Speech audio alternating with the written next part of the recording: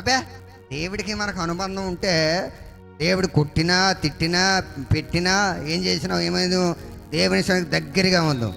6 అయిపోయినా ఏమైపోయినా కూడా దేవుని సన్నిధిని విడిచిపెట్టని వారిగా ఉందము. అబ్బే మనకు కుదిరితే వస్తాం, లేకపోతే మానేస్తాం. అంటే అనుభవం అనేటువంటిది ఎంతలో ఉంది, ఎంతో ఆమడ దూరాన్ని ఉంది. దేవునికి మనకి బంధం ఎంత ఉందమ్మా, ఆమడ దూరాన్ని ఉంది. ఎంత ఉంది అసలు ఈ దేవుని సన్నిధికి రావడానికే నువ్వు ఎంతగానో ఆలోచిస్తున్నావు.